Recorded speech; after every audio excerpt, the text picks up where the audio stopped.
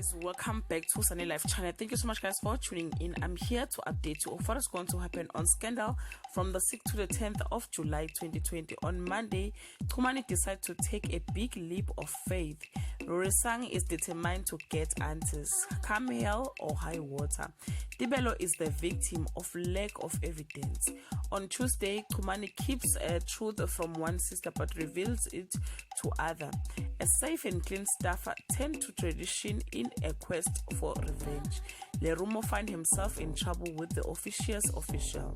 On Wednesday, Boniswa is forced to beg for an intervention. Rorisang's growing suspicion moves her closer to crossing line. Tibelo realizes he has found true friendship. On Thursday, Xolile discovers where her mother's fear for the future lies. Gloria witnesses something that unsettles her. Tibelo's fate is decided. On Friday, Romeo discovers a meeting have been going on behind his back and demand answers. The gamers are less than impressed by Ompile's latest fight. Tibelo learns and share a fundamental lesson about difference. Guys, this is all I have for today. If you want the full episode, I will leave the link on the comment section. Bye guys.